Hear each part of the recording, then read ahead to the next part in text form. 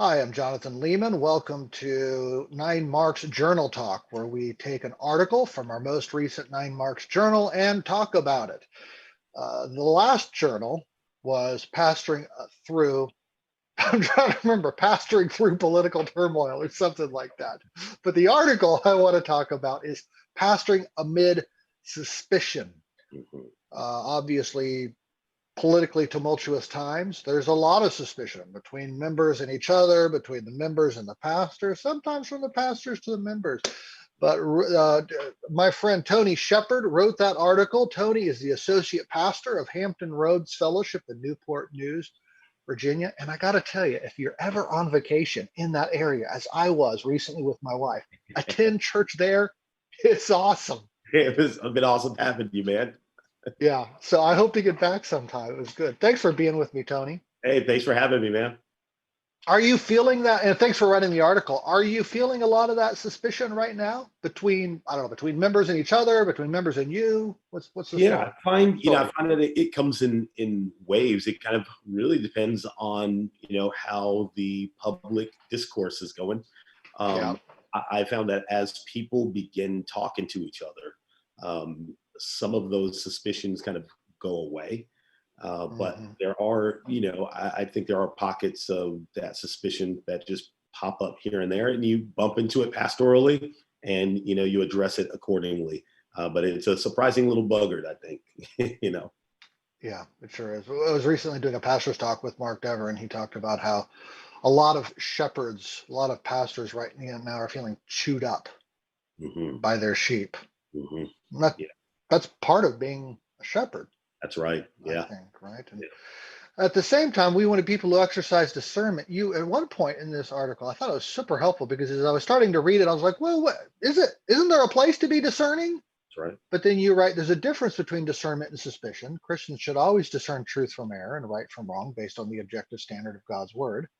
Discernment waits for the facts, judges accordingly, but suspicion is often intuitive. I just have a feeling, I guess, right? And Mhm. subjective, you say it. Judges based on assumptions, perception, hunches. It often impugns motives. I like the way you're nodding your head at your own article as I'm reading Yeah, it. man. Yeah, that's right. Whoever that guy That's is, right. I like that guy. I like that guy. Keep reading it. Yeah. That's good. So what's at the root of our suspicion? Why are we so prone to it?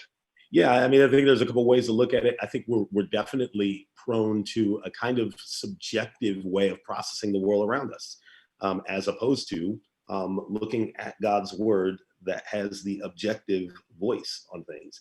I think also there's just that seed in our own heart of suspecting God. Mhm. Ever since the fall of man, there's this sense of, has God really said? We're questioning motives. Life doesn't go the way we expect, and we impugn God's motive on that. We wonder, does God really care? And there's that Yeah. lie of Satan that's there. And so I think we just carry that over into all of our relationships. The reason why I even wrote that in the article about discernment and suspicion is because there are a lot of people who would love there to be no discernment at all.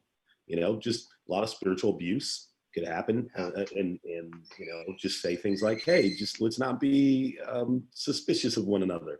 There's a real place for discerning, measuring things according to the truth. We have to be a people like that. At the same Mhm. time, we have to avoid the kind of subjectivism that can lead us into ditches relationally where we can't hear each other except for us through the lens of a certain bias, or a Mhm. suspicion of motive. And it's just really hard to Yeah. operate like that relationally. Yeah. I love your wise balance there. I think you are striking a good balance. We don't have a whole lot of time, but what's one or two things pastors should do in response to an environment of suspicion?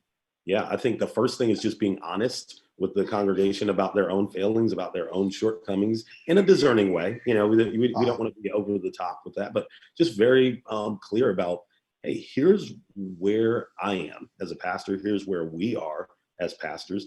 Truth, putting truth out there. I think also just modeling what it looks like to give the benefit of the doubt. Love hopes all things and believes all things. I think as mhm. shepherds, we can probably be the main ones who are suspicious of our congregation and That's look at true. people in ways that kind of does not give them the benefit of the doubt.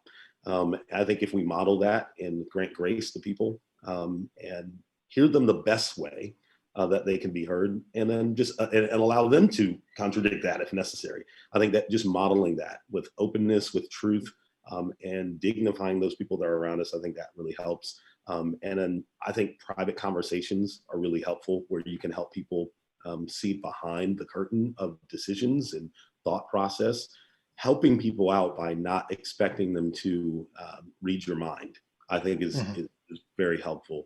And there's always going to be people that doesn't matter what you do, they're going to hear you a certain way.